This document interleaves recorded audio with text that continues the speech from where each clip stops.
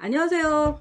안녕하세요. 안녕하세요. 자, 이번 시간에는 우리가 코로나 전국 이야기를 빼놓을 수가 없는데, 코로나와 종교의 문제가 아주 밀접한 관계로 지금 떠올랐단 말이에요. 그러면은 이제 우리도 천주교라는 그런 기반을 가지고 있는 모임으로서 이것에 대해서 일단은 한번 듣고 싶은 것들이 있을 것 같아요. 그 코로나가 지금 종교가 가지고 있는 문제점들을 바깥으로 드러내는 역할들을 해주고 있거든요. 그러니까 그런 그 예배 집회의 문제. 예. 절대 온라인은 안 된다 그래갖고 개신교 신자의 반은 여전히 그 오프라인 집회를 지금 매우 강조하고 있고, 이것 때문에 신앙의 자유 침해다, 그리고 신성 모독이다, 이런 식으로 반론을 제기하고 있는 신자들도 있어요. 여기에 대해서는 일단 천주교 같은 경우에는 모두 획일적으로 그 미사를 보지 않겠다라고 했기 때문에 문제는 덜한데, 그렇다라면은 이게 신앙의 자유와 시민의 생존권 문제에서 어떤 식으로 우리가 생각을 할 수 있는지부터 얘기를 해볼까요?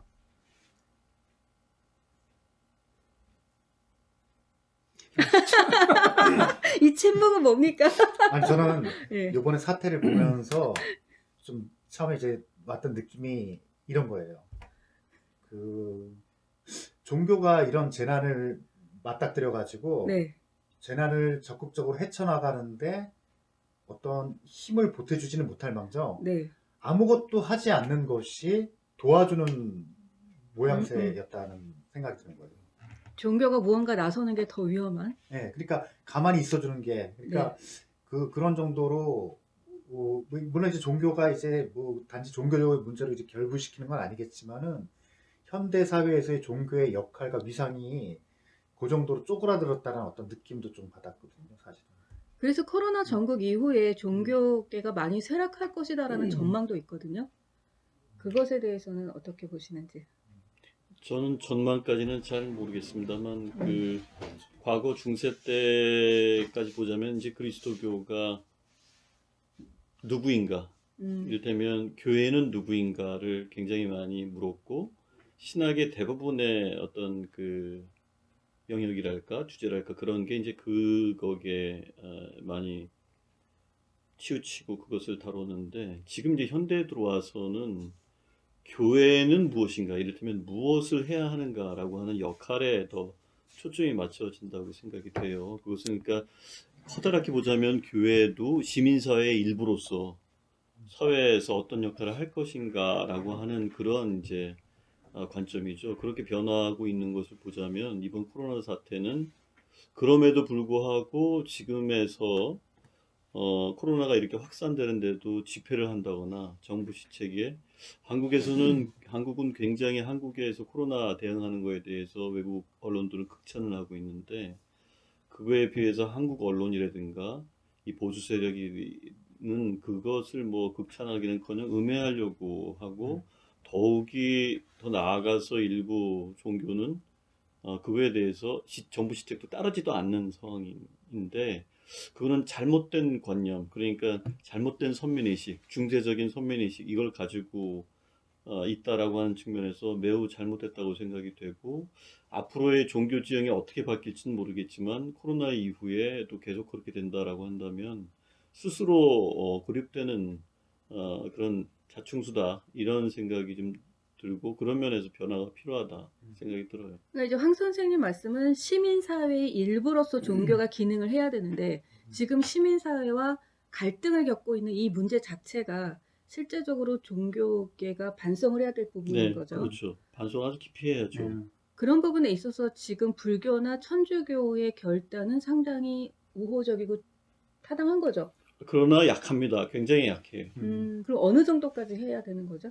그러니까 이런 사태가 벌어지게끔 된 것이, 종교가 가지고 있는 고유의 어떤 그런 처음의 정신들이 있잖아요.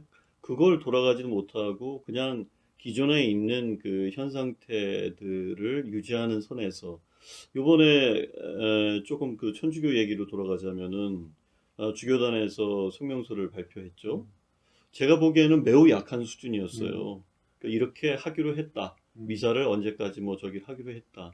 거기에서는 제가 볼 때 아까와 같은 그러한 심각한 반성, 이게 왜 이렇게 시작이 됐고 개신교뿐만이 아니라 종교 전체가 어떻게 반성을 해야 되는가에 대한 것들이 드러나 있지 않다고 하는 측면에서 굉장히 유감스럽습니다. 그게 그런 교회 차원의 성명서 같은 형식을 빌어서 나와야 한다. 아니 꼭 그런 건 아니겠지만은 어. 어떤 형태든 그것이 이게 종교가 이래서는 안 되겠구나라고 하는 걸 어떤 형태로든 그 반성의 깊이가 보여야 되는데 그렇게 주교단이 내놓은 그러한 그 간략한 성명서 이번에 나온 그 성명 내용은 매우 약하다 이런 생각이 좀 듭니다.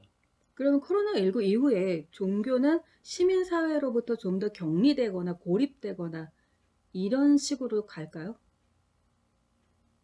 그 일부 개신교에 대한 인식들은 훨씬 더 그렇게 격리되는, 고립되는 쪽으로 갈 가능성이 많다고 저는 보고, 아까 이제 사회 보시면서 그 천주교회가 코로나 이후에 획일적으로 이제 그런 결정들을 했다는 표현을 하셨는데, 그 획일적이라고 하는 게 사실은 이제 신자들은 위에 결정만을 이제 바라보는 천주교의 고대의 어떤 오래된 관행의 어떤 영향이기도 하지만 코로나에서 천주교회는 뭘 배울 수 있을까라는 질문을 던졌을 때 크게 이렇게 배우는 게 있겠는가라는 사실도 좀 약간 회의적인 시선도 좀 저는 있는데, 물론 이제 성당을 열심히 다니셨던 이 적극적인 신앙인들 그룹 안에서는 이 미사에 대한 어떤 이 소중함, 그다음에 미사 일상적으로 늘 해왔던 것을 못하게 되면서 생기는 이런 아쉬움들이 이제 꽤 있을 거고, 이후에 이제 다시 뭐 4월 언제쯤인가 미사를 재개하게 되면 이제 그런 느낌들을 좀 많이 공유할 수 있을 것 같다는 생각이 드는데, 많은 신자분들 중에서 또 이렇게 성당만 왔다 갔다 하셨던 이런 분들은 이렇게 안 지내면서 쭉 이런 시간들이 좀 길어지면서 오히려 그 이 종교성에 대한, 그러니까 기존 교회가 요구하는 어떤 매주 주일 미사를 해야 되고 하는 이제 그런 종교성은 조금 약간 옅어질 가능성도 좀 있는 게 아닌가라는 생각이 들고, 그럼 이후에 지나서 이 사람들이 이 시민사회 안에서 종교의 역할이 뭔가에 대한 질문들은 조금씩 안에서 좀 올라왔겠다라는 생각이 좀 들어요. 그래서 이 교회란 무엇이고 신앙이 무엇인가에 대한 질문을 할 때 우리가 기존의 교회 안에서에 해당되는 것으로만 의미 있는 질문을 던졌다면, 이 사회 안에서의 신앙이는 무엇인가에 대한 질문은 이번에 확실하게 조금 사람들한테 인식되는 그런 계기는 되지 않았을까라는 생각이 좀 듭니다. 그러니까 보면은 그 신앙생활을 되게 열심히 하는 사람들은 그렇잖아요. 그 미사를 빠지는 거에 대해서 되게 마음 한편에서 좀 껄끄럽고, 네. 열심히 생활할 때는 물론 이제 나중에 좀 자유로워질 수도 있겠지만은, 그런데 이번에 이 사태가 그게 멈춘 거잖아요. 네. 그러니까 사실은 미사가 멈췄다라고 하는 거는 되게 잘못된 표현이고, 그러니까 연합뉴스 보면은 뭐 미사가 멈췄다, 뭐 한국 천주교 몇백 년 이후에 미사가 그러니까 200 몇십 년 역사 중에 그런 말도 안 되는 초유의 소리, 사태 뭐 이런 그러니까 거. 어떤 공식적인 어떤 공동체 미사는 뭐 멈출 수 있겠지만, 미사는 사제는 언제나 매일 미사를 드려야 되는 거잖아요, 원래는. 사실은. 그러니까 그 이제 표현도 이제 약간 좀 원래 그런 언론에 나왔을 때 좀 교회가 좀 잡아줄 필요도 있고, 그건 잡힌 것 같기도 하고. 근데 어쨌든 그런, 저는 이게 이제 다시 공동체 미사가 다시 재개가 되면은 금세 어느 정도까지 금세 회복이 될 거라고는 봐요. 근데 문제는 어떠한 관례라는 거 한번 이렇게 그 이어졌던 흐름이 한번 단절된다거나 어떤 뚝방 무너지듯이 한번 이렇게 딱 하고 나면은 그 다음부터 이제 좀 달라지는 그 양태가 분명히 이제 보일 거라고 보거든요. 그래서 표면상으로는 회복이 되겠지만은 이제 사람들한테는, 아주 독실한 신자한테는 이제 꼭 지키는 게 다냐. 그리고 오히려 그것이 어떤 제도교회의 어떤 기존의 관행에 있어서는 그걸 관행을 갖다 고수하려고 하는 입장에서는 위기일 수 있겠지만은, 어떤 종교성이라고 할까, 종교의 어떤 이걸 어떤 전례라고 할까, 여러 가지 형태들이 새로운 형태로 좀 더 창조적으로 열리는 기회로 발전하는 가능성도 있지 않을까, 저는 그렇게 생각하고 있거든요. 그래서 이제 코로나 전에는 제도적인 음. 그런 종교를 이야기한다 그러면은 코로나 이후에는 영적이고 개인적인 이런 종교를 이야기한다고 이렇게 보기도 하는데, 근데 이제 문제는 지금의 제도 종교는 개인적이고 영적인 걸 원하지 않는다는 거죠. 종교라는 제도라는 것은 사람들을 모아놓고 그 모아놓은 속에서 통제도 가능하고 공동체 의식도 가능하고 그 소속감 속에서 무언가를 느끼고 그동안은 이렇게 진행을 해왔잖아요. 그리고 사실상 누구는 이렇게 얘기를 해요. 종교는 철학의 하위 버전이다 이렇게도 얘기를 하거든요. 그러니까 그 말은 스스로 깨달을 수 있는 사람들은 이미 철학적 사고를 할 줄 아는 거고 그게 어려운 사람들이 사실은 종교에 와서 매달리고 의지했다라는 거예요. 그러니까 그 어려운 사람들이 매달리고 의지했기 때문에 이미 개인의 각성을 할 수 있는 사람들은 영적인 삶을 살고 있다 그러면 그렇지 못하는 사람들이 더 고립되고 폐쇄될 수 있는 위험성이 있다는 거죠. 애초부터 종교계에서 통제받고 있는 사람들이 개인 스스로 사고를 하고 사유를 하기에는 약하다는 거죠. 이 부분이 이제 우리가 해결할 수 없는 아이러니 부분인 것 같아요. 그럼 근데 이게 딱 무자르듯이 이렇게 안 되죠. 나뉘는 부분이 아니라서 안 되죠. 네, 그러니까 우리는 언어를 가지고 이야기를 하니까 분석적으로 이야기를 할 뿐 네. 그 경계는 항상 모호하고 그 경계선에는 항상 이제 층이라는 것들이 서로 엉켜 있죠. 그 철학 관련해서 말씀을 하셨는데 그거는 이제 계몽주의 이후에나 그 얘기됐던 거죠. 중세 시대 때는 철학은 신학의 신여였죠. 거꾸로 얘기하자면. 그러니까 코로나 이후 시대를 전망을 한다면 그럼에도 불구하고 가톨릭의 전통은 늘 공동체였어요. 개신교에 비해서 그 만인 사제직이라고 하는 그 루터의 어떤 주장이 지금에 와서 빛을 발할 수도 있지만 천주교회한테는 그 좀 잘 맞지 않는 이유도 개개인이 뭐 사제일 수 있겠죠. 그러나 개개인이 사제라는 것보다는 공동체적인 그러한 전통이 굉장히 강하기 때문에 공동체 형태가 조금은 달라질 수가 있겠죠. 그러나 공동체 중심의 가톨릭성을 잃는다라고 하는 거에 대해서는 상상이 잘 안 가요. 가톨릭에서는. 전 그렇습니다. 그럼 이제 공동체가 운영되고 있는 형태가 수직에서 수평으로 좀 변한다 그러면 시민사회와 만나는 접점이 생기지 않겠어요? 뭐 시민사회까지 어떻게 만날지는 모르겠지만은 초기 전통도 그렇고 저희 그 교회사를 보자면은 사실 직무라고 했을 때의 어떤 그 아파슬레이라고 했을 때 아파슬이라고 하는 사도는 사실 예수 시대에 존재하지 않았죠. 우리가 사도라고 했을 때 그건 공동체에서 정해 준 것이죠. 예수가 물론 불렀다고 해서 예수님이 불렀다고 해서 그걸 사도라고 얘기할 수 있지만 바오로는 어떻습니까? 예수님을 한 번도 본 적이 없어요. 그런데 제일 가장 사도 중에서도 많이 쳐주는 사람 중에 한 명이 바오로 아닌가요? 해외 선교의 공동체가 공동체가 사실은 그 사람을 사도로 만든 거거든요. 그런 면에서 사도라는 말은 예수적인 기원을 갖는 말은 아니죠. 그래서 예수가 불렀다고 해서 예수를 부른 적이 없는데 바울을 그럼 어떻게 공동체가 있기 때문에 사실 공동체에서 파견됐다는 의미가 더 크다고 보고 그런 측면에서 공동체가 굉장히 중요한데 초기에는 가정 공동체 중심이었고 지금 중국 같은 경우에도 그렇고 가정교회들이 굉장히 사실은 많아요. 네. 그런 측면에서 코로나 이후에 그 어떤 식의 공동체가 될지는 조금 더 실험을 하고 기다려보고 또 실험도 필요하지만 어떻게 될지에 대해서는 다양함이 이제 있겠다고 예측이 되지만 공동체가 가톨릭에서 이렇게 좀 멀어진다거나 공동체성이 그렇게 될 것 같지는 않다. 뭐 이렇게 생각이 좀 됩니다. 14세기에 패스트 또는 이제 흑사병이라고 말하죠. 이게 돌고 나서 유럽 인구의 거의 뭐 3분의 1 정도가 25%냐 30%냐 그렇게 죽고 나서 그리고 나서 15세기 종교개혁 16세기 르네상스 이런 대변혁이 있었거든요. 그리고 그 당시에 신이 우리의 병을 고쳐줄 것이다 이래갖고 성당에 모여갖고 다 같이 기도하다 다 같이 죽은 케이스도 있고요. 실제적으로 전염이 되고 기도가 전염병으로부터 우리를 구원해주지 않을 것이다라는 개신교가 아직도 그러고 있는 거예요. 그런 거 있어요. 그리고 그게 사실은 이미 몇백 년 전 일임에도 불구하고 지금 우리 한국 사회에서 지금 그게 일어나고 있는 거잖아요. 그리고 유독 이 교회 문제가 다른 나라보다 지금 우리나라가 더 심각하게 부각이 되고 있는 거죠.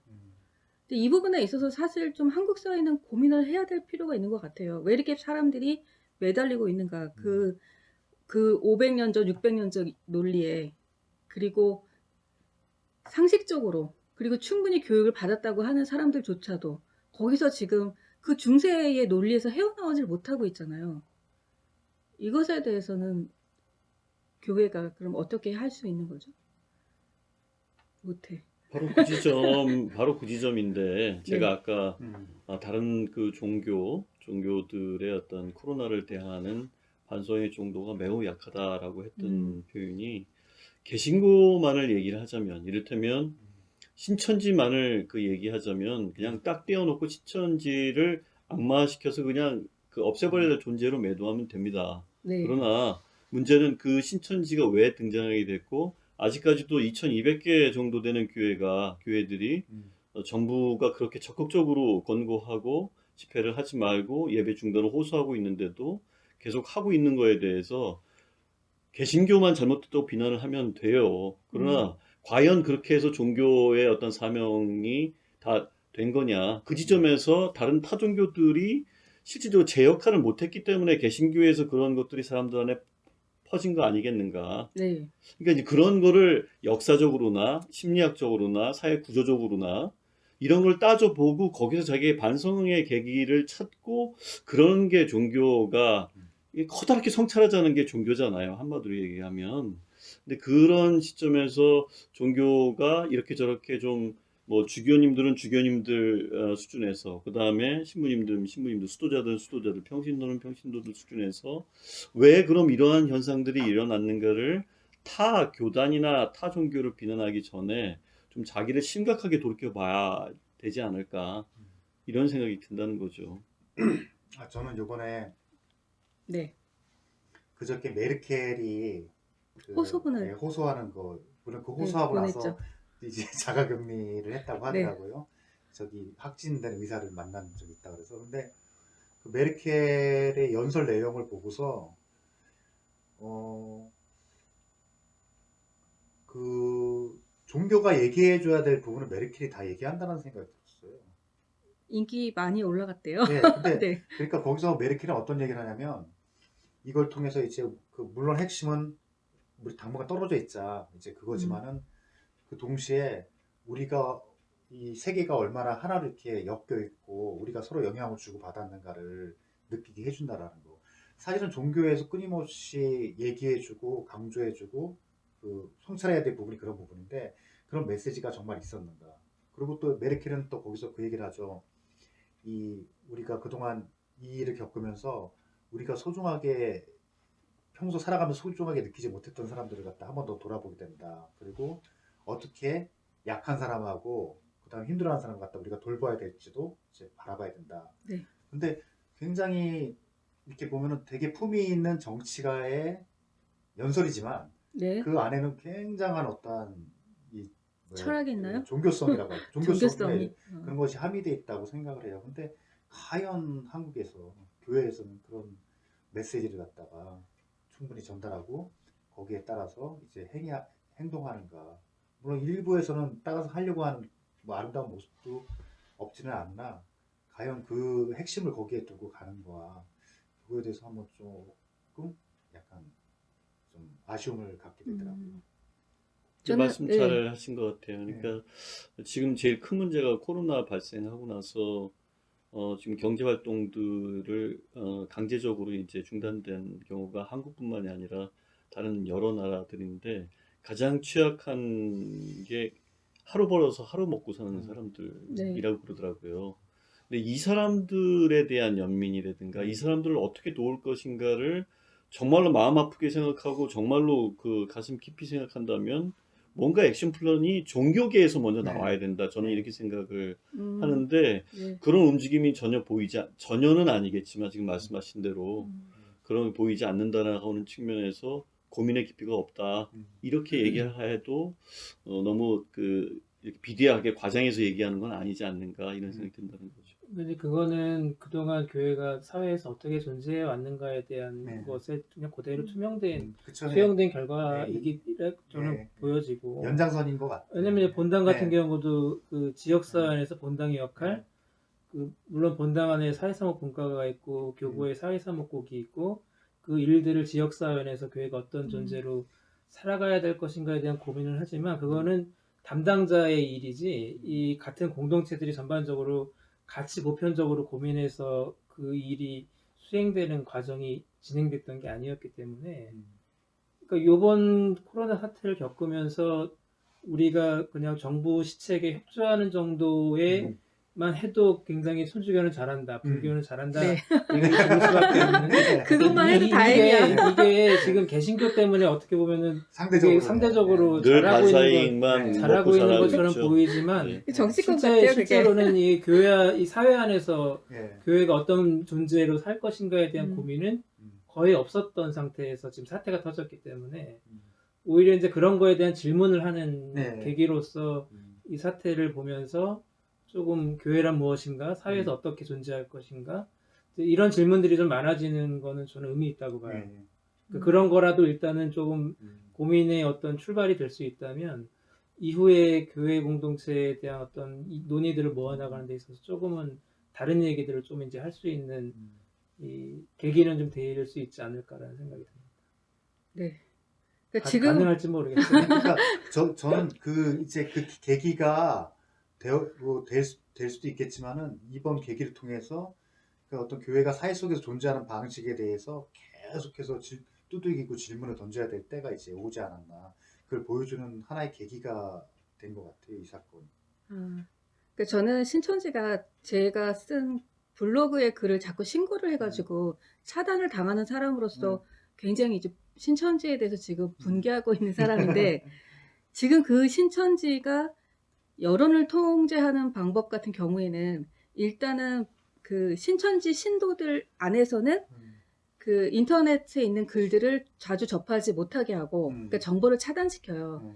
그리고 본인들에게 불리한 글에 대해서는 즉각 신고를 함으로써 그 논의가 나가는 것을 막아요.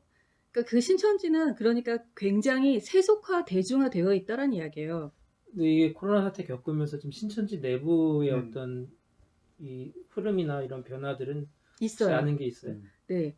그러니까 일단은 그 신천지 내부 안에서 지금 이제 원래가 흔들리고 있었던 층들도 있잖아요. 그 층들이 지금 나오고 있는 또는 나올 수 있는 지금 이제 기회라고 일부는 그렇게 보고 있고 그리고 일부는 문제는 더 안으로 이렇게 들어간다는 거예요. 그러니까 왜냐하면 그때 그 신천지 신자들 이제 다 검사한다고 했을 때 누락된 네. 사람들 그러니까 이제 지금 다시 내가 신천지 신자인데 검사해야 된다고 나오는 사람들이 꽤 많다고 이제 얘기를 많아요. 들었는데 그게 음성 그 검사서가 있어야지 신천지 예배를 볼 수 있다고 이제 안에서 내부 지침이 떨어져가지고 검사를 아는 사람들이 이제 예배를 볼 수가 없는. 네. 나 신천지 신자라고 얘기하고 가서 이제 검사소 가서 그 코로나 검사 받는 사람 신천지 신자들이 꽤 많다는 얘기를 듣고 야, 이 사태를 겪으면서 이 안에서는 아직 더 공고해지는 게 있어요. 이런 게 좀 있구나라는 생각이 네. 좀 들더라고요. 그리고 물론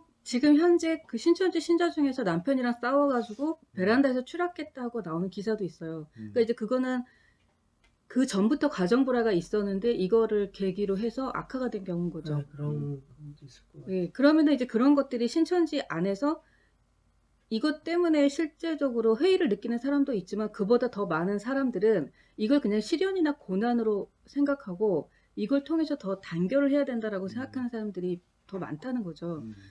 그리고 이제 여기서 중요한 거는 이 사람들이 지금 아까 말했던 그 어떻게 사회 속으로 파고드느냐. 지금 전국 단위로 엄청 많은 문화단체, 봉사단체 활동을 하고 있어요. 그래서 지금 왜 지자체들 그 단체장들이나 아니면 전에 왜 김남희 씨 같은 경우에는 반기문이랑 같이 찍은 사진 때문에 또 문제가 됐잖아요. 이게 이 사람들이 그 사회에서 종교가 필요로 하는 일들에 대해서 알고 있어요. 그래서 많은 문화단체, 봉사단체 활동들을 엄청 많이 하고 심지어 대구 같은 경우에는 그 시민의 눈 같은 그 정치권과 관련된 일들도 하다 보니까 이게 이제 이 사진 하나가 딱 터지기 시작하면은 연결이 안 된 사람들이 이제 없는 거예요. 정치권에서도 그렇고 지자체장들도 그렇고. 그러니까 이거를 이 사람들은 대신에 숨기고 했죠. 그러면 이 사람들이 이렇게 숨기고 할 수 있었던 거에는 어쨌든 그동안에 다른 종교 단체들이 너무 무심했거나 내지는 관심을 갖고 있지 못했거나 또는 너무 자기네 안에서 마찬가지로 개신교도 그렇고 천주교도 그렇고 자기네 조직 안에서 자족하고 있는 동안에 천주교가 그러니까 그 신천지가 이만큼 발을 넓혀놨다는 거예요. 그리고 나서 이제 가장 큰 문제는 모략이라는 걸 통해서 불신을 심어놨잖아요. 이제는 전부 다 이제 불신이 되는 거예요. 누군가가 종교단체나 또는 문화단체, 봉사단체가 순수한 의미로 온다고 해도 저게 위장단체가 아닐까라고 의심을 하게 만들었다는 거죠. 이제 본당에서 뭐 같이 하는 게 아닌 이상 밖에서 뭐 공부하자, 독서 토론하자, 이거는 일단은 이제 적고 들어가는 분위기는 좀 있는 것 같아요. 네, 그렇게 된 거죠. 그러니까 신천지 사태는 단순히 신천지인들만의 문제가 아니라 전체 종교계에 엄청나게 사실 지금 문제를 일으키고 있고 이후의 파장들도 클 거예요.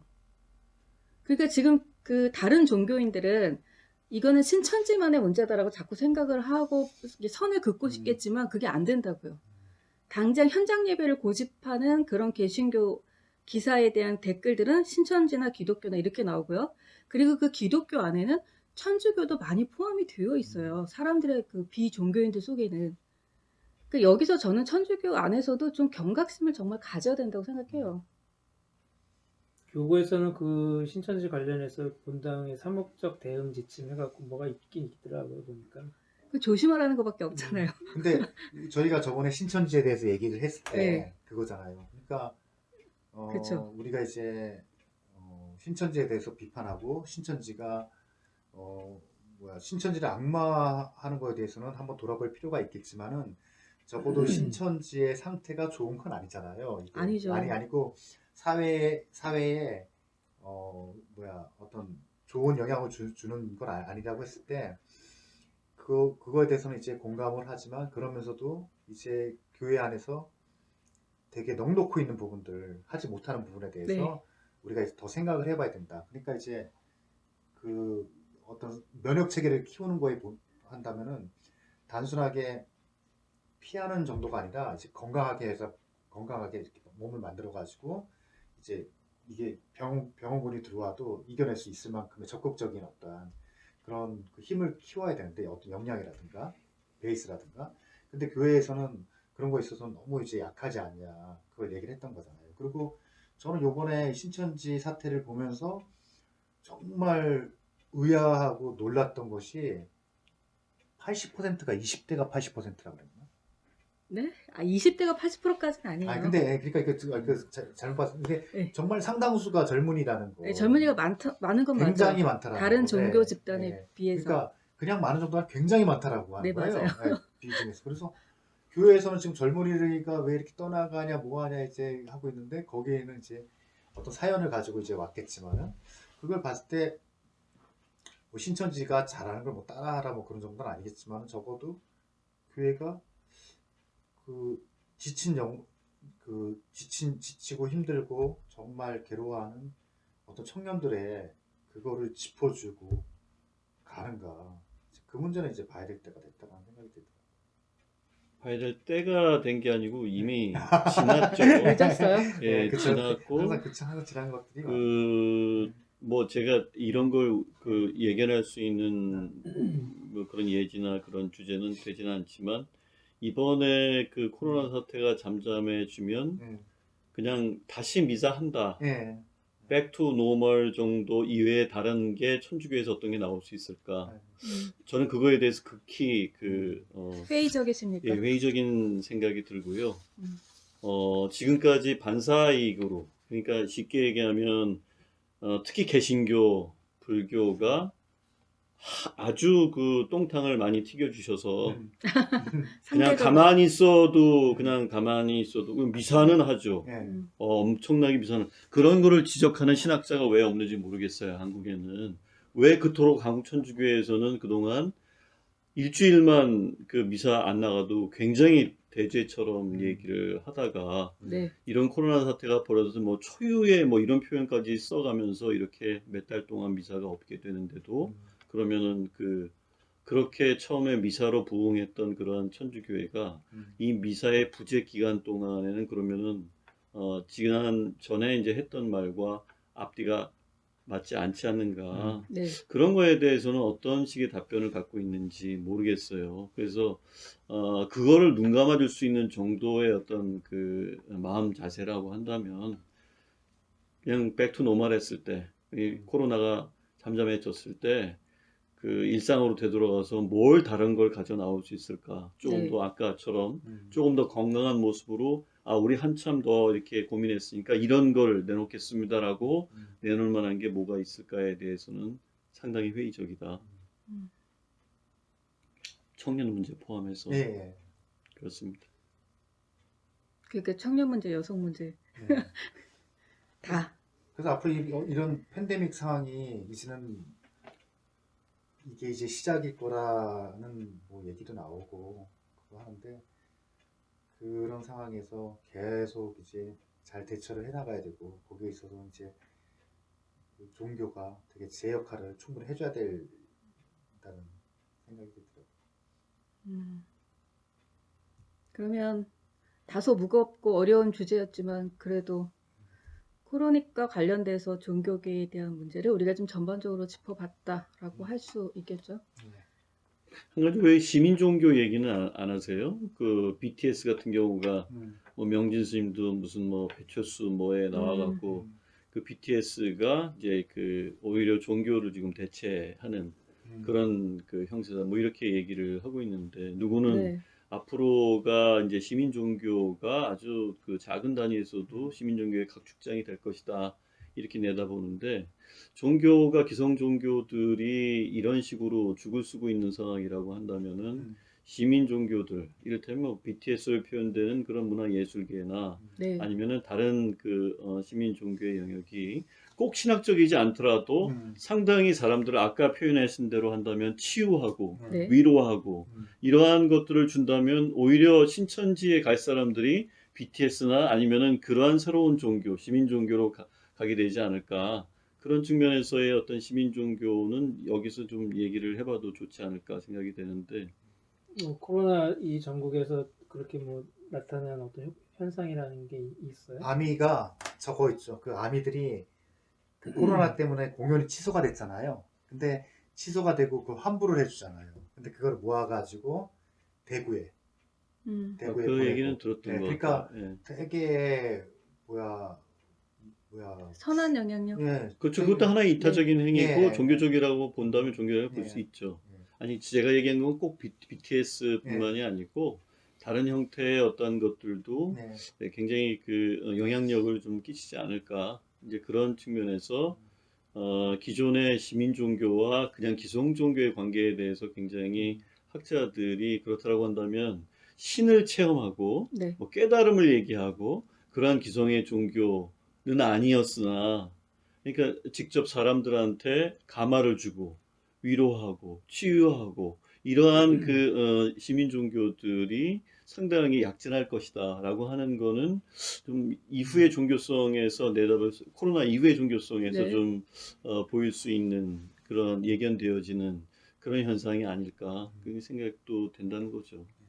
잘은 그래서 모르겠습니다만. 저는 그 좀 황 선생님 말씀에 되게 좀 동조하는 건데 어떤 제도교회가 기존에 갖고 있었던 어떤 위상 같은 경우는 네. 좀 많이 쇠락하거나 그건 코로나가 아니어도 계속 진행되는 상황이었고 오히려 그 종교성이라든가 어떤 신앙의 형태는 이제 다른 식으로 계속 유지가 되는데 그 에너지는 동일한데 단지 그 형태가 다른 형태로 계속 이렇게 이제 변화해가는 단계인데 이 코로나 사태가 거기에 조금 더 이렇게 어떤 뭐랄까 힘을 더 실어주는 계기로 작용하지 않을까 그런 생각이 듭니다. 그게 이제 뭐 시민 종교일 수도 있고 여러 가지 형태일 수도 있다고 보거든요. 네. 충분히 이해가 되고 저 같은 경우도 이미 저는 그 행사용 미사들 있잖아요. 뭐 장례 미사나 혼배 미사나 그거는 이제 로마에 가면 로마법을 따르라는 게 있기 때문에 그런 미사는 참석을 해도 주일 미사 참석은 안 한 지 오래됐어요. 그리고 누가 물어보더라고요. 주일 미사 참석 안 하겠냐고. 그래서 내가 아는 모든 사람이 아니고 내가 아는 그런 신부들보다 내가 더 정의롭고 내가 아는 수녀들보다 내가 더 양심적으로 살고 정갈하게 사는데 물질적으로나 그 정신적으로나 근데 어딜 가서 누구한테 의지를 해요. 강 선생님이 지금 이거 다 신자들도 보고 그러니까, 네. 저희가 다 똑같은 근데- 값으로 근데 매겨주잖아요. 혹시 네. 저기 가시면은 잘랐게. 네. 아니, 근데 혹시 가면 미사 때마다 그 성취하세요? 네, 그래도 성체는 하죠. 네. 제가 네. 고백 성사를 10몇 년 전에 봤는데 그때는 네. 얼마 만에 봤는지 기억이 안 나가지고 10수년 만에 고백입니다라고 네. 했어요. 근데 수년 네. 근데 지금은 돼요. 그게 2007년이었거든. 네. 2007년 이후로 지금까지 고백 성사를 안 받았어요. 그러니까 네. 2007년이면 올해가 몇 년? 13년. 13년. 13년에 만에 고백입니다. 하면 되기 때문에 카운팅이 되는데 네. 그것도 감을 언제 했는지 기억이 안 나더라고 나중에. 저도 안 나가요. 근데 이제 그런 제도적인 문제보다 어쨌든 저는 조금 더 양심적으로 살 수 있다라고 하는 자기 확신이 있어서 저는 이게 가능하거든요. 네. 그러니까 매일 가서 자기 죄를 고백해야 하고 네. 어쨌든 자기를 스스로 돌아보기 어려우신 분들은 저는 가는 게 맞다고 네. 봐요. 근데 저는 그렇게 안 해도 밤마다 성찰을 하기 때문에 굳이 나보다 더 비양심적이고 그 비정의로운 사람들에게 무언가를 요구하기는 저는 좀 어렵다는 생각이 근데 들어서 이제 신앙심이 독특한 사람들은 그렇게 말씀하시는 걸 오만이라고. 마무리하시죠. 네, 마무리하시죠. 아니 그게 이제 시민정의로 가게 되면 이런 문제들이 예, 있다 그 그쵸. 말이에요. 예. 예. 그러니까 그동안에 너무나 거룩하고 너무나 성스럽다고 생각하고 있는 이 체계가 무너지기 때문에 이것에 대한 굉장히 두려움을 가지고 있는 신자층들도 있다. 그 얘기예요. 예. 자 그러면은 이렇게 해서 당황한 이런 분위기 속에서 예. 서둘러 마무리를 하도록 하겠습니다. 예. 다음에 또 만나요. 고맙습니다. 예.